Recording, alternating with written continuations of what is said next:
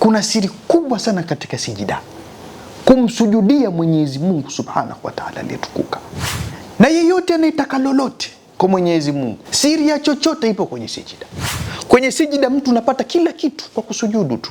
Assalamu alaikum wa rahmatullahi ta'ala barakatuh. Penzi watazamaji wa Jawabu TV, karibuni sana. Hakika leo ni siku nzuri sana na tumerudi hapa kumtembelea mwalimu wetu Sultan Sheikh Sharif. Kikubwa zaidi ni kwa ajili ya kupata mwendelezo wa madarasa ambayo mara kwa mara huwa mnahitaji, na leo tupo naye tena hapa. Chakuwa si tu ni kwamba endeleeni kuwa nasi kuanzia mwanzo hadi mwisho. Hakika tutajifunza mengi sana, lakini kabla hatujaendelea, naomba kwanza nimsalimie kwa sababu anasema salamu inafungua na kuongeza mengi sana. Mwalimu. Naam. Assalamu alaykum. Wa alaykum salaam wa rahmatullahi wa barakatuh. Naam. Ndio. Vipi maendeleo? Alhamdulillah rabbil alamin. Ni siku nyingine tena. Namshukuru Mungu alhamdulillah. Ndani ya Jawabu TV. Naam. Ufumbuzi wa mambo ya kiroho. Mambo ya kiroho tayeb. Kikweli bwana, wanajawabu Naam. wana vitu vingi sana vya kujivunia. Naam. Kuhusiana na madarasa ambayo unayatoa. Ndio. Kwa sababu salamu ni nyingi. Kuna muda mpaka nashindwa nizifikishe kwa namna gani, kwa sababu kuna wengine wanatamani mmoja kwa mmoja ndio iwe salamu yake inafika, lakini sasa kutokana pia na wingi wa watu itabidi nitumie wingi kwa pamoja, kwamba madarasa yananufaisha watu, wanaomba uendelee na kile ambacho unakifanya kwa sababu ni kikubwa na kinawafumbua na kuwaongoza watu wengi sana katika mambo tofauti tofauti. Kwa hiyo nikukaribishe tena katika siku ya leo na utuambie tuandalie darasa gani. Nashukuru sana. A'udhu billahi minash shaitani rajim. Bismillahir rahmanir rahim. Alhamdulillah wa salatu wassalam ala sayyidina Muhammad sayyidi sallallahu alayhi wasallam, amma ba'd. Ya rabbi shrah li sadri wa yassir li amri wa halul 'uqdatan min lisani yafqahu qawli. Ndugu zangu, awali baada ya kumshukuru Mwenyezi Mungu Subhanahu wa Ta'ala, mtakia rehema na amani Mtume Muhammad sallallahu alaihi wasallam. Mwenyezi Mungu ametujalia kama ulivyosema Januari, tumeweza kukutana tena siku hii ya leo tena kwa mara nyingine katika muendelezo wa masomo na madarasa yetu mbalimbali. Kijambo kubwa ni kumshukuru Mwenyezi Mungu kwa yote anayotujalia na aliyoyajalia. Kama hayo unayoyasema, hakika si ujanja wetu, si nguvu zetu, wala si chochote, ila ni taufiki ya Mwenyezi Mungu, mapenzi ya Mwenyezi Mungu na huruma ya Mwenyezi Mungu. Hatuna ilmu ya kuwanufaisha watu kubwa, wala hatuna uwezo huo kwamba sasa ndio ni huruma tu ya Mwenyezi Mungu. Kama Mwenyezi Mungu anatuhurumia kwa kile tunachokisema kikawanufaisha watu, basi sisi tumshukuru Mungu na tuendelee kumwomba Mungu azidi kutuhurumia. Lakini sio ujanja wetu. Hatuna uwezo huo. Hakika hatuwezi hilo. Ni taufiki tu ya Mola wetu mlezi. Kwa hivyo pamoja na hilo tumshukuru Mwenyezi Mungu sana, na tuwashukuru watu ambao wametuchagua, wameamua kutusikiliza. Msikilizaji bwana, msikilizaji ana mengi. Msikilizaji ana vingi sana. Wasikilizaji wana elimu kubwa kwa sababu wanasikia mengi. Sawa kwa hivyo yule ambaye amesikia lakini akakuchagua nisikie kutoka hapa, ni jambo la kumshukuru Mungu kwa hilo. Na tuendelee kumwomba Mungu tuendelee kumwomba Mungu atupe taufiki katika hili na mengineyo mengi. Allahumma amin. Naam. Leo liko darasa na somo ambalo nimekusudia leo kuweza kulizungumzia, na somo hili ni somo ambalo lina faida kubwa sana kwa mazingira yetu ya kileo. Hili somo ni somo kubwa sana ambalo tunahitajika tulijue, na somo hili watu tukilifahamu litatutoa katika mitihani mizito na mikubwa katika maisha yetu, na litatupa huruma ya Mungu kubwa sana mno. Somo langu la leo ni somo la kusujudu. Leo nataka tujifunze kusujudu. Kusujudu ni nini? Hakuna kinachosujudiwa ila ni Mwenyezi Mungu Subhanahu wa Ta'ala. Ziko swala za maiti hazina sujudu wala rukuu. Sawa sawa. Na swala nyinginezo nyingi. Lakini ukiswali kwa ajili ya Mwenyezi Mungu lazima utafanyaje? Utasujudu. Nini maana ya kusujudu? Nabii Musa alayhi salam, Mwenyezi Mungu alimuuliza swali, akamwambia, hivi Musa, unadhani we nilikuumba mtume? Mungu anamuuliza Nabii Musa swali hilo, we Musa, unadhani mimi nilikuumba wewe ni mtume? Nabii Musa akasema, hapana Mungu, hapana, hukuniumba mimi nikiwa mtume. Akamuuliza tena, unajua kilichonifanya mimi nikakuchagua we katika wote hao? Nabii Musa akamwambia Mungu, hapana, sikijui. Mungu akamwambia, kilichonifanya mimi nikuchague wewe ni unyenyekevu wako kwangu. Basi hakuna chengine. Ule unyenyekevu wako kwangu mimi ndio umenifanya mimi nikakuchagua we Musa na kukupa we utume. Wachilia mbali hayo maswala kwamba Mwenyezi Mungu alipoumba nafsi kule zikatenganishwa, hawa watakuwa mawali wa Mungu, hizi nafsi za mitume, hawa sijui watu gani. Njoo huku. Sawa, kidhahiria. Mungu anamuuliza Nabii Musa, kwa sababu kila kitu kina sababu. Hata utume wa mtu au utume wa mtume unakuwa na sababu. Kila mtume kuna sababu ya kupata utume wake. Pamoja na kwamba aliandikiwa atakuwa mtume, kila mtu kaandikiwa atakufa. Lakini kila kifo kina sababu. Na hili huwa nalisema mara nyingi kwamba wanadamu Mungu ametujalia tunavitengeneza vifo vyetu kwa mikono yetu wenyewe. Tena na tunavithamini sana. Tunayajenga magari kwa gharama kubwa. Yanatuua yatuui? Yanatuua. Yanatuua. Tena Mercedes Benz, maviaite makubwa, unaenda kulinunua kwa milioni 200, kumbe ndo hilo linalokutoa duniani takupeleka akhera kwa mikono yako. Tunakula, tunatengeneza mavitu haya, sijui manini haya, machokoleti, masukari mengi, tunayatengeneza sisi wenyewe. Tunayala, yanafanyaje? Yanatutia masukari mwilini, mapresha, tunaenda kufanyaje? Kufa. Mwanadamu mauti wake anautengeneza yeye mwenyewe katika mikono yake.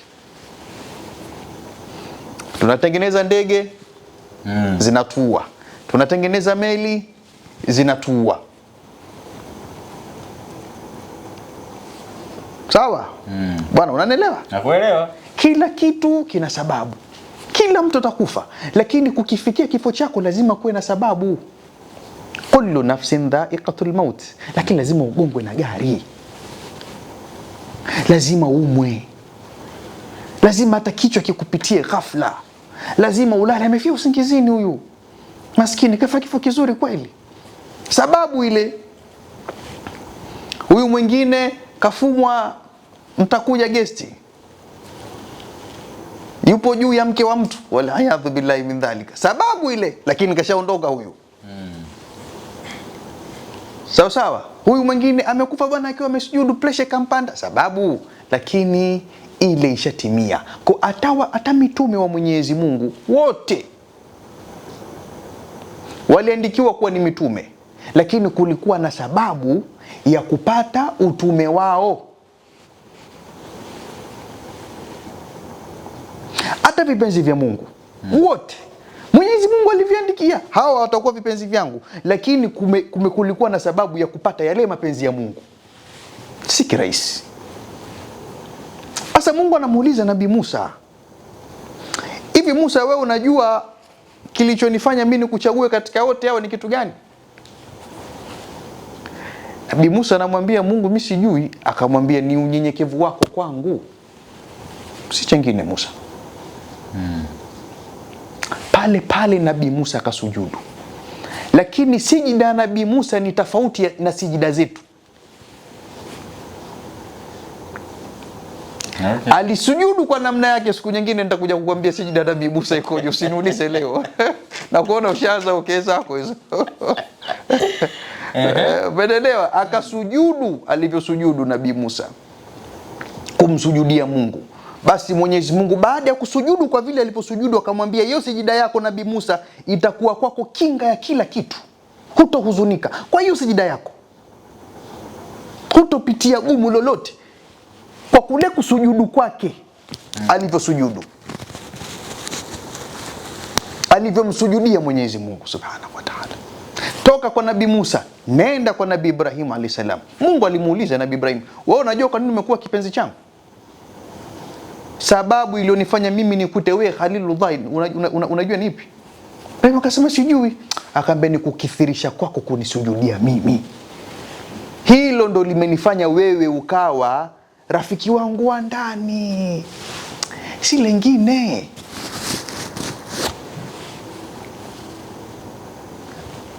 Hilo kila kitu kina sababu Januari. Hata kuitwa baba wa imani ni kitu gani? Ni ile imani yake kwamba kapitia magumu mazito na kahimili akawa baba wa imani.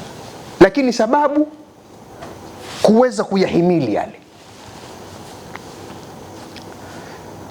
Mungu anamwambia Nabii Ibrahim, kilichokufanya wewe ukawa kipenzi changu mimi ni kukithirisha kwako kusujudu.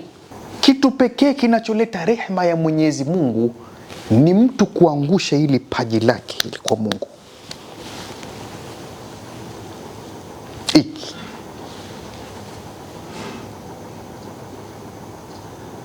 mtu kuliangusha paji lake la uso kwa Mwenyezi Mungu.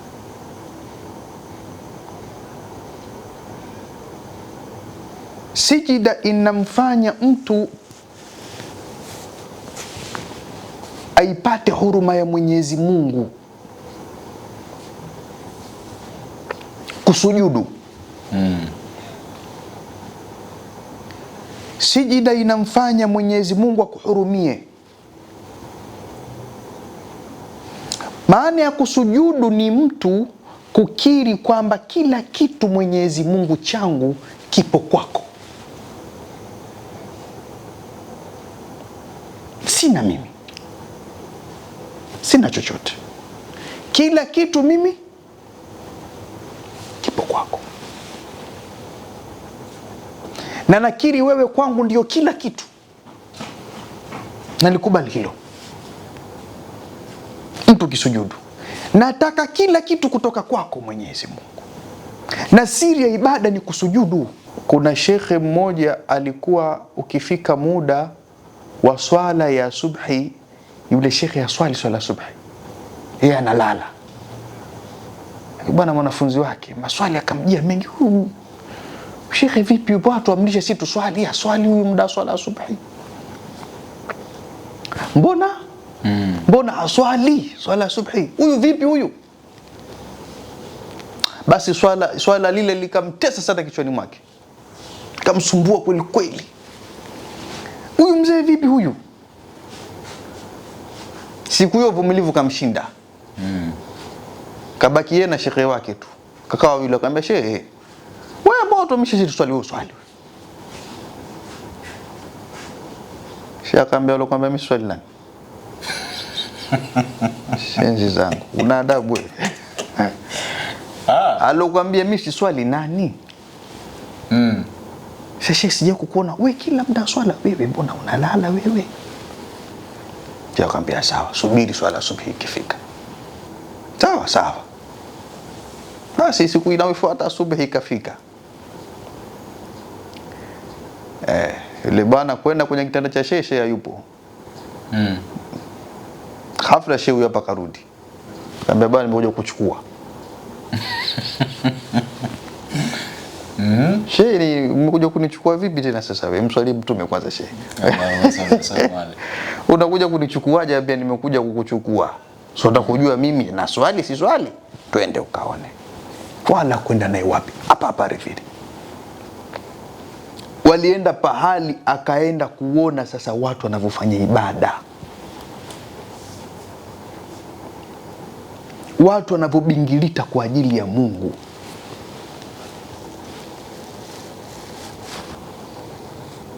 Watu wakisikia mawali wa Mwenyezi Mungu huwa wanadhani ni tunu tu, watu wamegewa kwamba nyinyi tunu yenu hii. Watu hawajui dhoruba wanazokutana nazo au mawali wa Mungu. Kwanza mpaka Mungu kuwapa hiyo tunu, wanapitia yapi?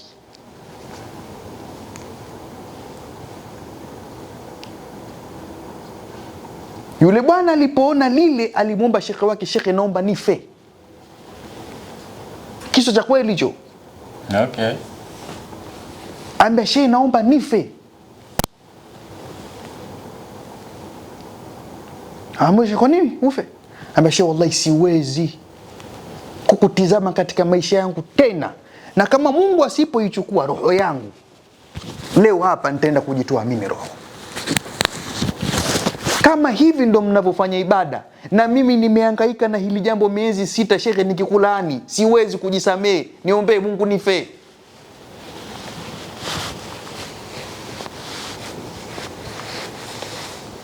Shekhe akamwambia hapana, wewe Mungu amekuita huku, ni mapenzi ya Mungu.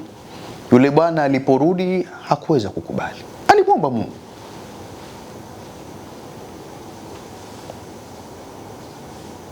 Na alikufa akiwa siku hizi 3 amesujudu, kakaa hivi kasujudu siku 3 mpaka umauti ukamfika. Sasa baada ya kufariki ndio shekhe wake anakuja kusema baadaye, hivi mnajua kilichomuua mwenzenu kitu gani? Watu hatujui. Alitaka kuona mambo, akaonyeshwa mambo, na mambo ndo yalomuua.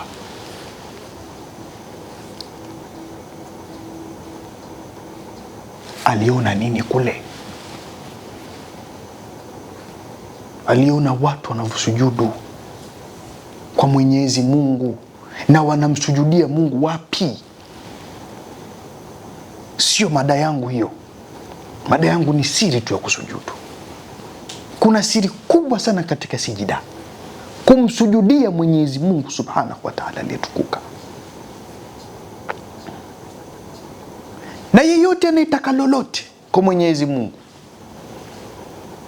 siri ya chochote ipo kwenye sijida. Niambie nani ameshawahi kusujudu ndani ya masaa 3? Basi ya masaa 3 mengi ni sali moja. Nani kafanya hivyo? Au kumshukuru tu Mwenyezi Mungu kwa namna hiyo, kwa kila kitu. Alafu tunalalamika, Mungu atuhurumie, Mungu wewe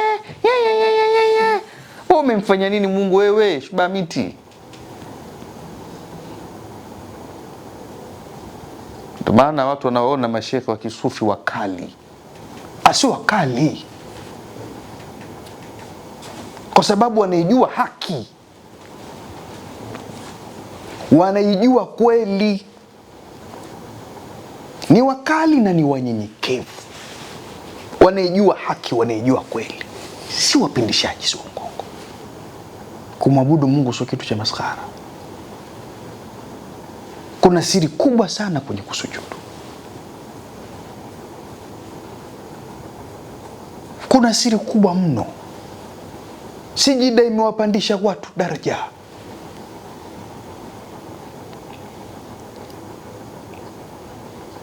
Na kwa nini Mwenyezi Mungu aiweke sijida katika kumwabudu kwake, iwepo sijida? Na asili ya sijida ni nini?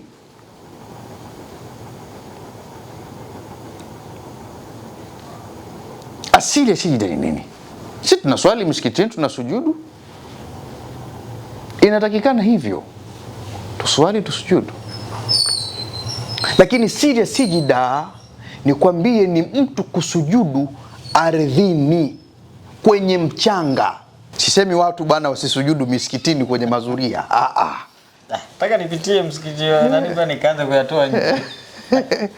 Hilo la kwako kipigwa huko. Okay. Umeelewa bwana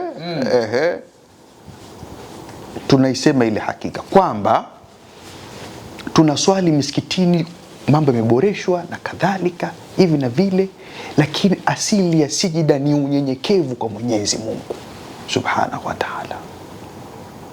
Ni unyenyekevu kwa Mwenyezi Mungu mtukufu. Hiyo ndo asili ya sijida, kumnyenyekea Mungu, kujidhalilisha kwa Mwenyezi Mungu. Shia unajidhalilisha kwa Mungu kwenye marumaru.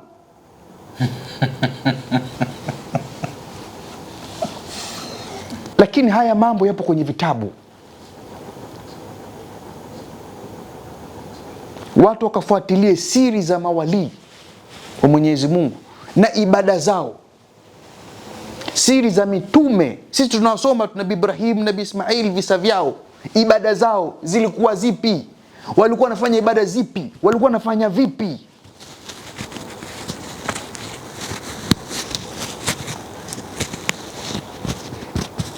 Hivi nani leo atakuja kusema Mtume Muhammad sallallahu alaihi wasallam alivyokuwa akifanya ibada kwa ile daraja yake utume, alikuwa akifanya vipi ibada?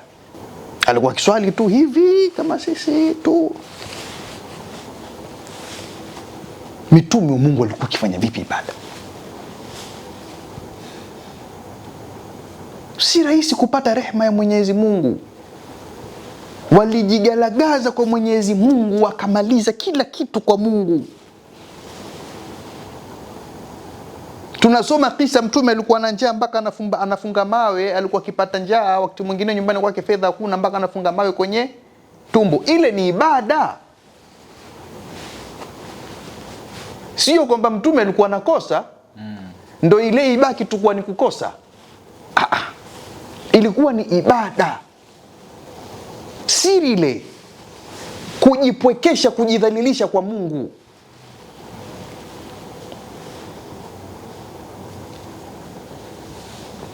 Tumeipoteza sile ibada. Tumeipoteza sile ibada. Hata ukisujudu kwenye malumalu, sio kwamba haifai, inafaa. Na sijalisema kwamba halifai. Ulimwengu wa kunukuliwa huu. Akimtuweza kanukuu pahali akakata sema huyu bwana hataki watu wasujudu kwenye malumalu, kwenye la. Narudi kusema kwamba asili ya sijida ni unyenyekevu. Na kokote mtu namnyenyekea Mwenyezi Mungu. Kama mnyenyekevu si uko hapa, ni kukili. Lakini mtu ukiweza katika ibada zako za siri, ibada zako wewe mwenyewe, idhalilishe kwa Mwenyezi Mungu, usione thamani ya mwili wako kwake Mwenyezi Mungu. Utoe mwili wako thamani kwa Mungu. Ndo hizi ibada hizi, hii swala hii.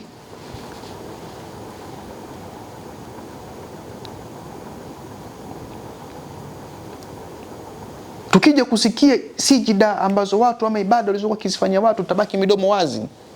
Ndio tutaelewa kwa nini Mungu aliwatukuza. Leo Nabii Ibrahim kwenye swala anatajwa, haikuwa rahisi.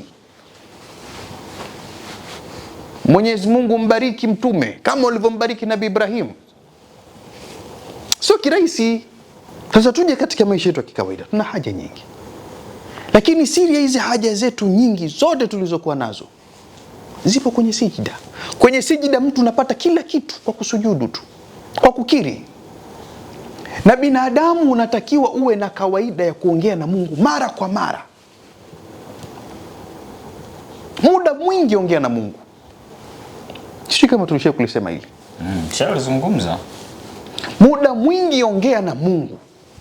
Na kuongea na Mwenyezi Mungu kuliko sawa ni kusujudu. Ongea na Mungu ukiwa umesujudu. Kwenye swala ukisahau kuna kusujudu kwa ajili ya kule kusahau kwako, inaitwa sijidatu sahwi. Sijida ya kusahau.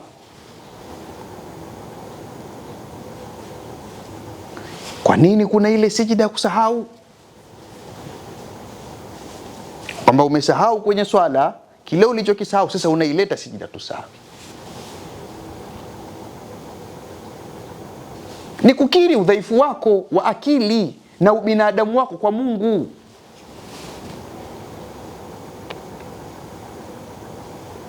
Kila kitu kipo katika sijida. Mimi niliwahi kuulizwa swali moja na bwana mmoja, alikuwa ni kipenzi cha Mungu. Aliwahi kuniuliza, Mtume Muhammad sallallahu alaihi wasallam aliteremshiwa utume akiweje? Unafahamu? Lakini tutakuja kulizungumza wakati mwinginewe. Tusiingie huko. Sasa lakini pointi yangu, wajua hili jambo ni kubwa. Sasa nikilizungumzia naona vitu vinavyotakiwa niviongelee ni vingi sana. Lakini tufupishe, twende kwa uchache. Tukizitaka siri za Mungu tusujudu. Tukimtaka Mungu tukithirishe kusujudu. Kwenye kusujudu ndo kuna siri za Mungu. Ndo kuna mambo mengi sana.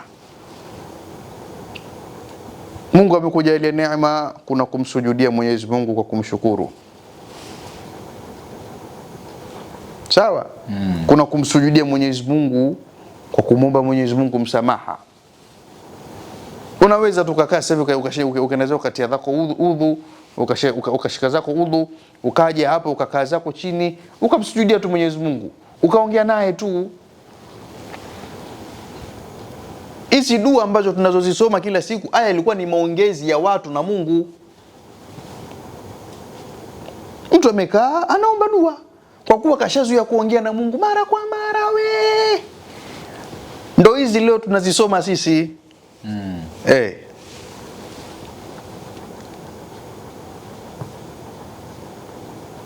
Watu walikuwa ni watu wazuri kweli kweli. Watu waliacha dunia kabisa wakamwelekea Mungu kidhati. Sasa pointi yangu ni kwamba sisi ambao bado ni wadhaifu, bado ni legelege kwa Mwenyezi Mungu mtukufu, basi tupashikilie hapo. Tukithirishe sana kusujudu. Jitahidi una jambo lako, msujudie Mungu. Kithirisha kusujudu. Mbali na swala za faradhi tu, lakini jidogeshe kwa Mungu wako. Sujudu sana. Kidogo sujudu, alhamdulillah Mungu nakushukuru kwa ulichonipa. Rudi. Na ukirudi tu salamu. Nenda.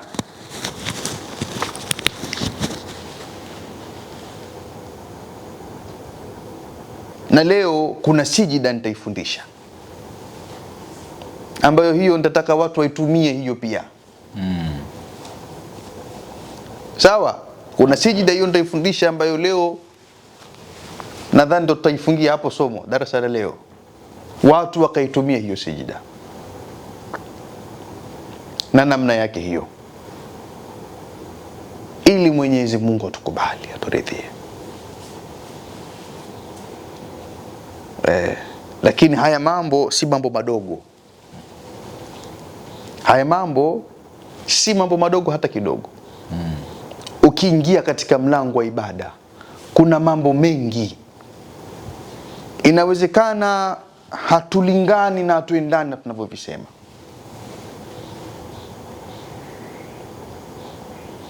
Si mambo madogo hata kidogo. Ni mambo yenye siri kubwa za Mwenyezi Mungu. Na Mwenyezi Mungu ana taufiki yake hata kuyasema. Mungu ana taufiki yake hata kule kuyasema. Sasa tumombe Mwenyezi Mungu atujalie taufiki ya haya tunayosema. Amen. Na atuwafikishe katika haya. Amen. Katika kusujudu kuna siri nyingi. Na wasihi ndugu zangu, jitahidi mtu unapofikwa na jambo msujudie Mwenyezi Mungu. Aidha unataka umefikwa na jambo lolote gumu, msujudie Mungu. Kwa hilo una haja yako kwa Mwenyezi Mungu, msujudie Mungu mara kwa mara, msumbue Mwenyezi Mungu kumsujudia juu ya hiyo haja yako. sijui una shida, hivyo hivyo ndo haja hiyo. Msujudie Mungu, jitahidi umsujudie Mungu sana.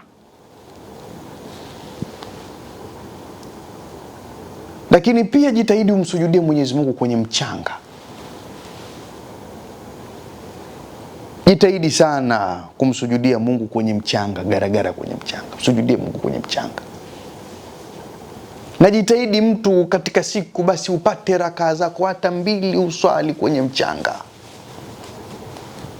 Uliguse dongo na hizi nyayo zako zikanyage mchanga. Na hata katika dua, siri ya dua sana ipo, mtu katika dua unyayo huu mguu kamate mchanga. Omba Mungu hapo.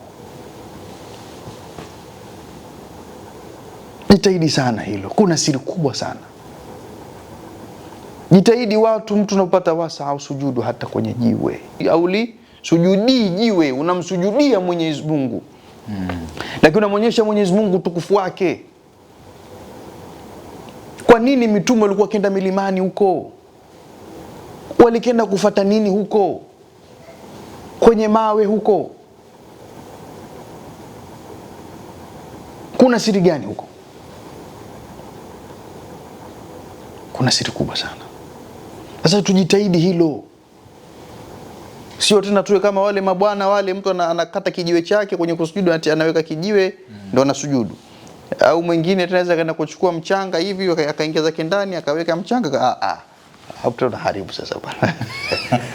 Mungu akikujalia, toka nje, tafuta wakati wako, unakaa eneo kako, nenda kumsujudie Mungu. Kwanza utajiona akili yako yote inamwelekea Mwenyezi Mungu.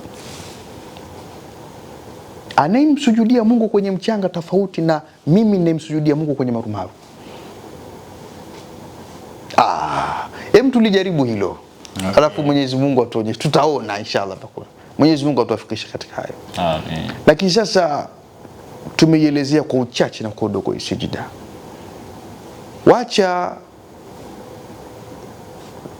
leo tulitoe hili somo ambalo nimelikusudia. Watu waweze kumwomba Mungu kwa sijida hii, kwa kumsujudia huku ambako naenda kukusema. Watu tujitahidi kumwomba Mungu kupitia sijida hii. Tutapata siri zake na baraka zake. Sijida hii inaondosha kila huzuni, kila gumu. Inarahisisha kila zito ambalo mtu yuko nalo. Kule kusujudu, ukishanyanyuka baada ya kusujudu, ulilokuwa nalo hapo hapo limeondoka. Na hadithi ipo. Nasema hivi, hadithi ipo. Sahihi ipo. Kwa mtu ambaye atakayetatizika na hili, aje anifuate au aseme tu hata WhatsApp aniambie, Sheikh, hili mimi nimelipokea lakini nina mashaka nalo. Nithibitishie tu kwa hadithi. Basi mimi kama nikukupigia picha, nitakupigia picha, nitakutumia. Sawa Nitakupigia picha, nitakutumia, nitakwambia hadithi yenyewe ukafungue kwenye kitabu gani na kadhalika, wewe mwenyewe uende kaione. Wala tusemi mambo kwa matashi au matakwa yetu tu ya nafsi kwamba nimelala nimeamka nije kuambia watu, nije kuambia ulimwengu wa Kiislamu hapa uongo huu usujudu. Haya ni mambo yamethibitika, yapo. Sawa Si mambo ya kuamka tunayo kichwani. Mtu unapotaka kusujudu sijida hii, unachukua mkono wako wa kulia, unaanza hapa, unapeleka shavu lako la kulia. Sawa? Muona maneno hayo? Okay. Alafu unasujudu. Angalia, unapangusa hapa. Okay. Mwenyezi Mungu atukubali. Unarudisha, Alafu kifupi mkono uanzie kwenye nywele juu hapa. Hapa si ndio juu ya uso. Alafu unakuja katika shavu lako la kulia. Liko wapi? Shavu la kulia ndio hili. Unakuja kwenye shavu lako la kushoto. Ndio hili. Alafu unamaliza. Kisha baada ya hapo unasujudu. Ukisha sujudu, kuna haya maneno machache tu mtu anasema. Bismillahilladhi la ilaha illa huwa alimul ghaibi wash-shahada arrahmanir rahim. Allahumma adhhab anni hammi wa huzni. Mara 3 utasema hayo maneno ukiwa umesujudu. Na wakati wa kusujudu hizo idadi ya sijida zinakuwa ngapi? Moja tu. Moja tu. Okay. Sasa unaweza ukayasema haya maneno alafu kisha ukajazilizia hapo na vilio vyako vingine. Na hata kwa Kiswahili. Hata kwa Kiswahili ndio inapendeza. Si kwa Kiswahili, hata kwa Kimakonde. Okay. Kimakua unasema. Na wallahi niwaambie watu, vile tunavyojidhalilisha kwa matajiri, tungelikuwa tunajidhalilisha hivyo kwa Mwenyezi Mungu, wallahi kusingekuwa na dhalili. Tusingekuwa na udhalili. Tunajidhalilisha kwa watu, yani kiasi ambacho wallahi sijui nisemaje. Tajiri, we bwana we, we bwana we, binadamu mwenzio huyo. Lakini Mungu je? Ushawahi kujidhalilisha kwake? Ukaongea maneno ya kujidhalilisha kwa Mungu? Nani kafanya hilo? Hakuna. Tuna sababu gani ya kuupata msaada wa Mungu? Kwa nini tuupate msaada wa Mungu? Tuna nini hasa mpaka tuupate? Wakati tuna kibri mbele yake. Hatutaki kujidhalilisha. Tujidhalilishe kwa Mwenyezi Mungu. Sujudu kwa Mwenyezi Mungu, usione aibu, usione haya. Sujudu kwa Mola wako mlezi, ndo alokuumba wewe, na huyo unayemuonea aibu, unayemuonea haya, na ikaumbwa na huyo Mungu. Huyo unayemuonea haya na ikaumbwa na Mwenyezi Mungu. Sujudie Mungu bila kujali chochote. Sawa, hapo kuna swali kidogo. Karibu. Wakati unataka kwenda kufanya hii sijda, kuna nia yoyote unatakiwa uanze nayo kabla ya kwenda kusujudu? Hapana, hakuna nia. Okay. Na hii sijda hii ameifanya Nabii Musa alayhi salam. Hivi nilivyofanya, narudia, ushahidi upo wa hadithi na kitabu kipo. Watu wala wasipate tabu, wasifadhaike. Wakaona nakuja kuyaleta mambo yangu mimi, nikaharibu dini. La. Ushahidi zipo. Na kwenye kuomba pale unaomba chochote unachokitaka chochote. Kwanza kile kitendo cha kuyasema hayo maneno mara hizi 3, kila gumu lako Mungu analiondosha. Kile ambacho kinachokutia we huzuni, mfano sasa hivi hapa labda nimehuzunishwa na jambo fulani alafu linanitesa.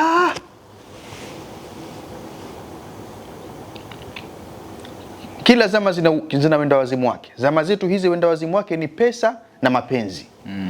Labda mtu ulikuwa unataka kazi, upate shughuli fulani, kazi fulani, kazi umeikosa, una huzuni, ile huzuni inakutesa.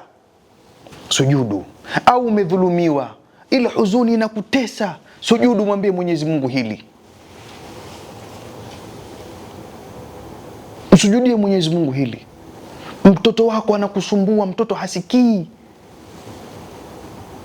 makesi chungu mzima, mtoto anakutia maplesha tena sasa manaki. Na mtihani huo shekhe. Mtoto unaenda unamsomesha kwenye shule ya high school. Natoka kidogo lakini narudi. Kwenye shule ya high school ada milioni 20, ada milioni 15, ndo huyo anakuja kukutia ugonjwa wa pressure. Anakuja kukutia maradhi ya moyo, kisukari, na anakuwa. Chunguza. Ili pia nalitolea homework. Sikatazi wala sisemi haifai, lakini tuchunguze. Watoto wengi ambao zimetumika gharama kubwa kuwasomesha katika haya masomo ya kisekula, hawa wajali wazazi wao kuliko hawa ambao wamesomeshwa na hela za vitumbua na maandazi. Lakini wale wenzetu, oh mom, you know mom, you know dad, I'm coming. Mtoto yuko huko Marekani. Bakora. Wewe ukuta mzazi, thank you. Unakufa shezi wewe. Thank you zako. Subhanallah. Israfu inatuumiza. Si bakora ya Mungu hiyo. Unafikiri kitu gani? Hatukatazi, lakini lazima kitu mtu ufanye kwa kiasi. Mtoto anakufanya wewe unapituka mipaka kwa mapenzi yako juu ya mwanao. Kabisa unatoka kwenye reli. Wengine wanagombana na ndugu zao kwa sababu ya watoto. Wengine sijui wanakosana na majirani kwa sababu ya watoto. Mtoto wake mtoto yai, aguswi huyo. Mtoto akilia toka, jamani mtoto wangu, mmemfanya nini? Allah. Nisione mtu anampiga mtoto wao. Ndio maana wazee wa zamani, mzazi akiwa hivyo, mzazi na huyo mtoto wake wote joeni hapa. Anaanza mama mtu mikwaju haya kwenda, we mtoto na we njoo, mikwaju kwenda. Mimi sio mtu wa miaka mingi, lakini at least kwamba kuna malezi tumewahi kuyaona ambayo hayapo haswa kwa Dar es Salaam hii. Sheikh, Dar es Salaam hii malezi gani hapo Januari? Huko ni mtihani kabisa. Tumetoka nje mada, lakini tarudi. Mfikiria wewe, hawa mabinti hawa wanaoyafanya huko katika mitandao, mfikiria nyimbo za zamani. Hata mashehe zetu wakati mwinginewe nyimbo ikisikilizwa, ikiimbwa, sheikh anakuambia mashallah, huyu anasema dunia tunapita kweli. Nyimbo zina mantiki. Wewe nyimbo leo vijana kwamba na upiru. Sasa bishachu na upiru vipi? Kijana anaimba nyimbo hizo. Sasa wewe unasikiliza na mwanao hiyo? Waacha mwanao. Okay. Niambie. Na wanaoimba hao hivi hizi nyimbo si hatukatazi, lakini vijana tu miaka 19, 20 na ngapi? Mamlaka zipo zinaona na tuna hakika zinafanyia kazi haya. Hatuamini kwamba hazioni. Lakini hata watoto wadogo wanaokuwa wanakuwa na maadili mabaya kwa sababu zimejaa humu mitaani nyingi, watoto wanaziimba. Nyingi sana. Hapa mimi nilipo hapa nyuma kuna majirani zetu. Tunasikia watoto wakiimba. Unamsikia mtoto anakalili nyimbo anaimba, usema subhanallah. Mbona tukane mtoto? Kumbe kakalili kasikia.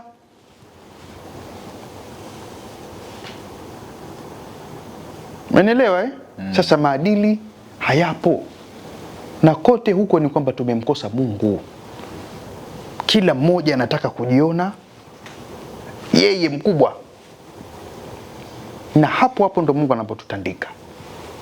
Mwenyezi Mungu atuongoze, atufungue na atujalie ilmu yenye manufaa na manufaa ya dunia hii. Na tupite salama hapa duniani. Hii dunia si ya kwetu. Hii dunia ni ya Mungu. Sisi hatukuwepo, walikuwepo waliokuwepo na wakapita. Na sisi tutapita. Na pia sisi tutapita. Sasa tumuombe Mwenyezi Mungu Subhanahu wa Ta'ala atujalie tupite salama. Allahumma amin. Manake kuna mawili. Waliopita kulikuwa kuna hayo mawili. Waliangamia na walifaulu. Na sisi ipo hivyo. Kuna haya kuangamia na kufaulu. Sasa tumuombe Mwenyezi Mungu katika hii dunia tupite vizuri, tufaulu, tusiangamie. Januari tumezungumza mengi, lakini leo haswa mada yangu kubwa ilikuwa ni kusujudu. Tutumie sijida hii katika mambo mbalimbali. Sasa hili somo sitaki kuliahidi kwamba tutakuja kufanya muendelezo. Lakini siku tunaweza nikaja kuambia leo tutazungumza na kusujudu. Okay. Sawa Sasa vikibaki viporo inakuwa ni deni. Viporo vinakuwa ni ahadi. Sawa leo nimeona tuliseme ili somo kwa sababu kuna kitu nimekiona hatuko nacho kinatupungua. Okay. Kuna maradhi tunayo kwa sababu hakuna muunganiko wetu na Mungu. Haupo. Hakuna ile connection ya msaada wa Mungu. Kila kitu kimekuwa chepesi. Kama maji. Sasa lazima tupate ile connection ya Mwenyezi Mungu. Ili akili zifunguke, zifanye kazi, ziwe hai, nafsi ziwe hai. Tumeacha asili. Turudi jamani. Jitahidi mtu jidhalilishe kwa Mola wako mlezi. Usiku kumetulia, tafuta pahali, nenda kumsujudie Mungu. Lia na Mwenyezi Mungu wako chochote. Na wallahi ukilimaliza hilo, yani utajiona mimi siyo yule.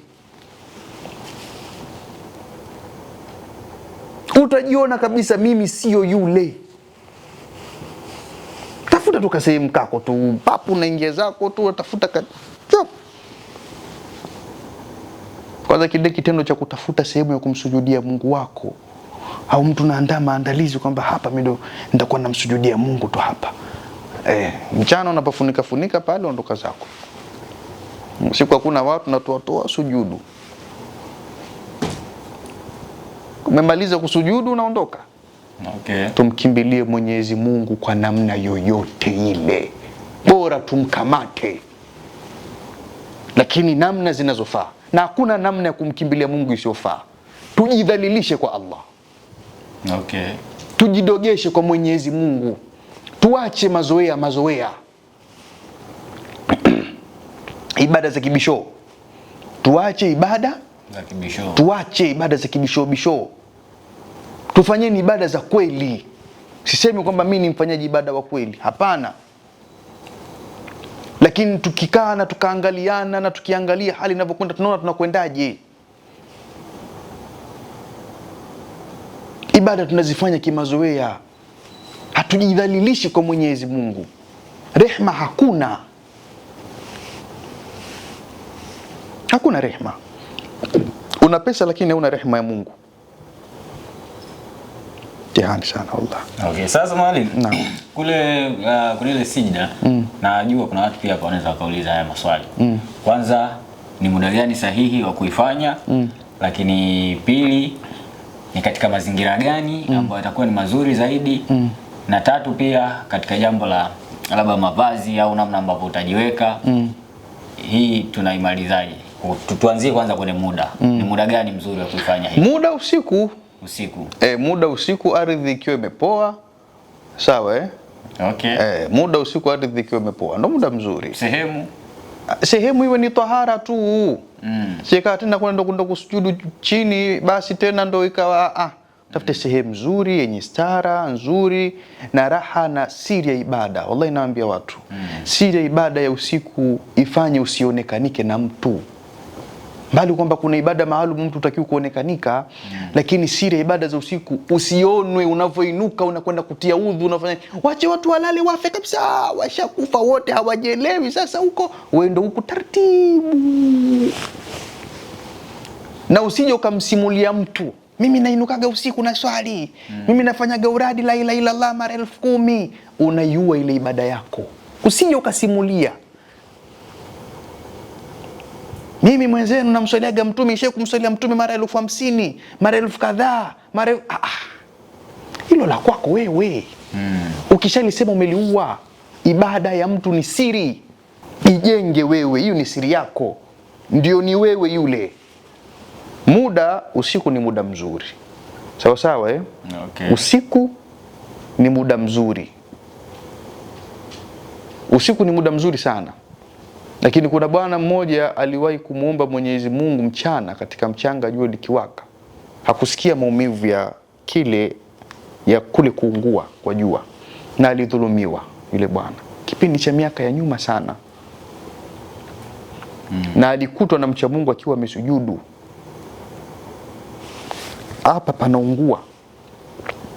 Asikii maumivu. Alifanywa dhuluma kubwa.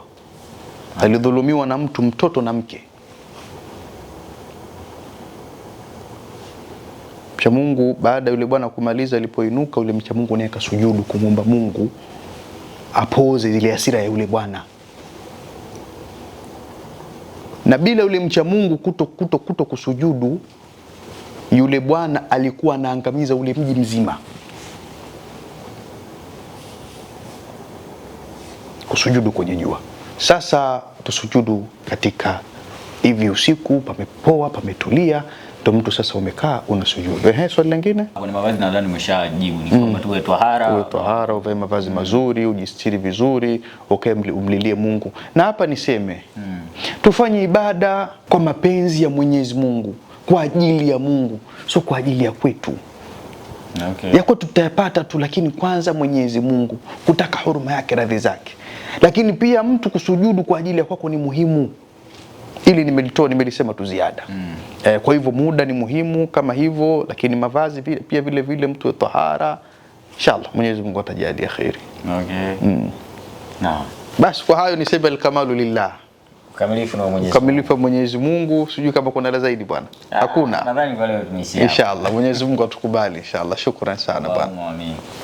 Naam, wapenzi watazamaji wa Jawabu TV, kwanza kabisa niwapongeze sana kwa kutenga muda wenu kuanzia pale ambapo tumeanzia. Hakika huu ni mwisho wa kipindi hiki hapa, lakini mwisho huu ni mwanzo wa darasa jingine. Kwa hiyo hakikisha kwanza umesubscribe, lakini pia waambie ndugu jamaa na marafiki kwamba Jawabu TV ndio sehemu pekee ambayo unaweza kupata madarasa ya namna hii. Mimi naitwa Januari, nyuma ya kamera ni Chuda. See you until next time. Lakini yote kwa yote tunasema Jawabu TV, fumbuzi wa mambo ya kiroho. Naam. Inshallah, shukran. Asante sana.